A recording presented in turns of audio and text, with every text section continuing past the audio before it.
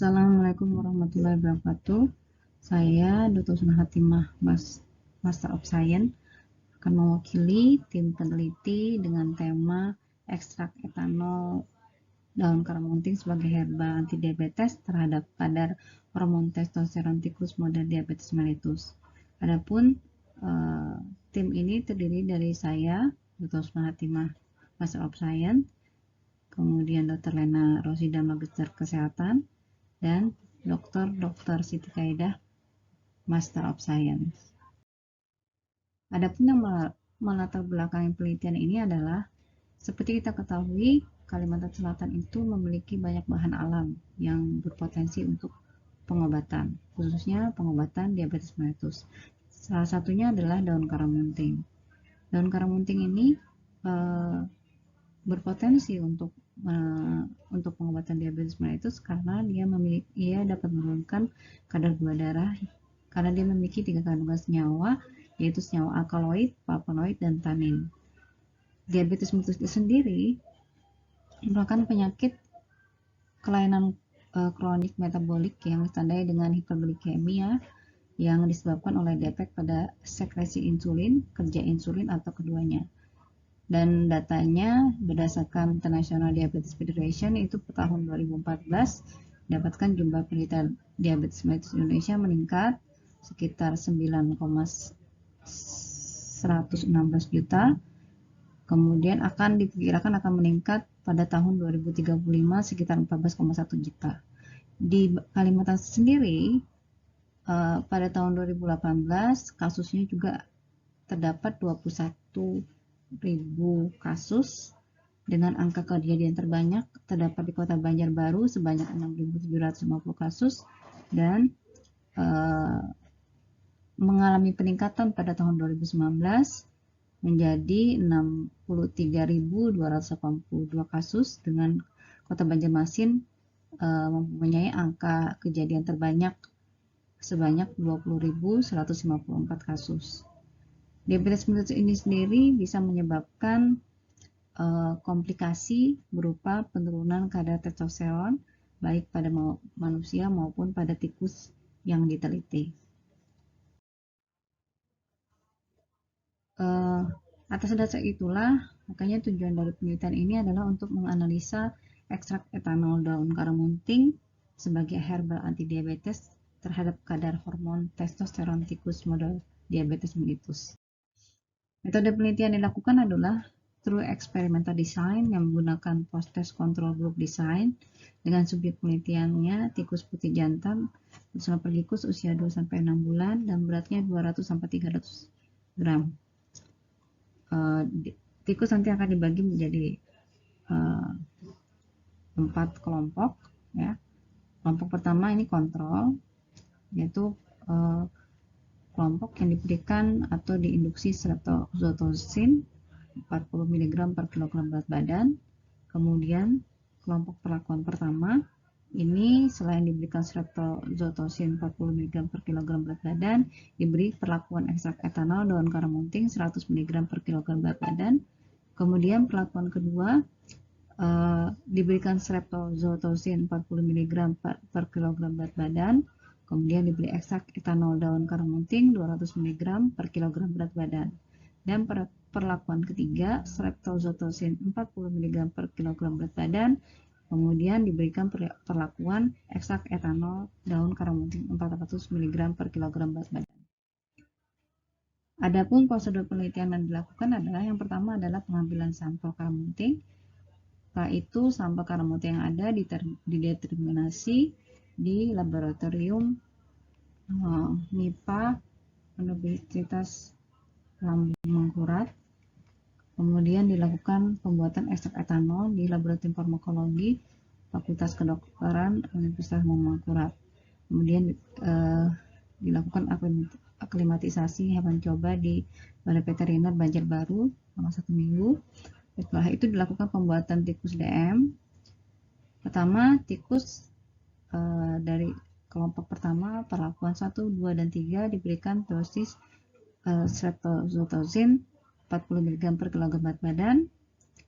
Kemudian tapi sebelumnya diperiksa dulu sebelum diberikan penyuntikan diperiksa dulu gula darah puasanya dengan glukometer untuk melihat kadar gulanya sebelum diinduksi dengan STZ. Kemudian pada hari ketiga dilakukan pemeriksaan gula darah puasa dengan glukometer.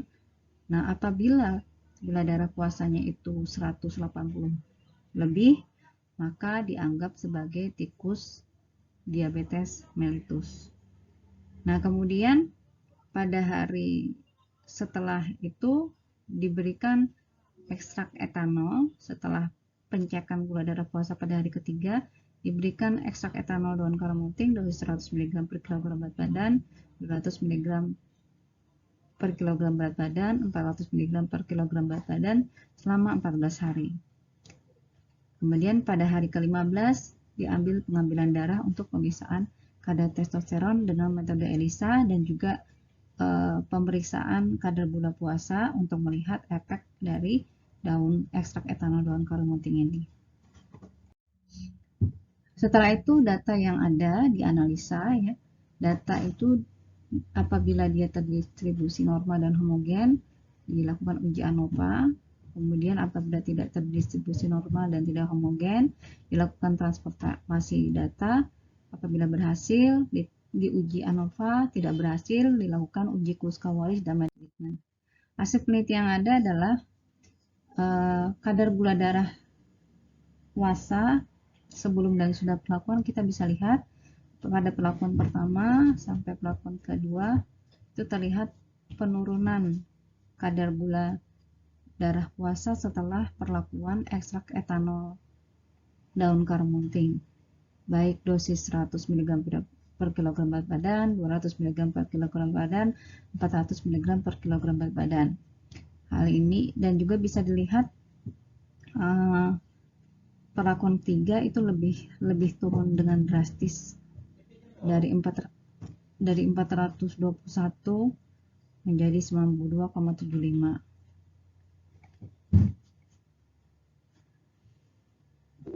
Di sini kita bisa lihat bahwa pemberian STZ pada tikus akan menyebabkan kerusakan pada sel beta pankreas secara selektif. Efek toksiknya diawali dengan ambilan STZ ke dalam sel melalui transporter glukosa 2, GLUT2, afinitas rendah yang terdapat di membran plasma sel. Kemudian hal ini menyebabkan sel beta pankreas itu terjadi kematian sel setelah pemberian STZ. Hal ini karena ada gugus metil nitrosourea STZ yang menyebabkan metilasi DNA pada posisi 006 guanin. Akhirnya terjadi kerusakan DNA, menyebabkan nekrosis sel beta pankreas melalui depresi simpanan energi seluler. Kemudian makanya terjadi peningkatan kadar gula darah tersebut. Apabila kita lihat dari hasil penelitian rata kadar testosteron tikus model diabetes mellitus, ini bisa kita lihat bahwa terjadi peningkatan ya pada perlakuan 1 dan perlakuan 3 dari testosteron apabila dibandingkan dengan kontrol. Namun ternyata pada perlakuan 2 ini terdapat penurunan dari kadar testosteron. Ini mungkin disebabkan karena ada beberapa tikus yang memang mengalami penurunan kadar testosteron. Hal ini mungkin bisa disebabkan karena gula darahnya mungkin yang tidak terkontrol, atau mungkin terjadi stres pada tikus sehingga akhirnya mempengaruhi kadar testosteron tersebut. Kemudian dilakukan uji Kruskal-Wallis karena pada saat dilakukan transformasi data tidak didapatkan data yang terdistribusi normal dan homogen. Didapatkan hasilnya adalah 0,007.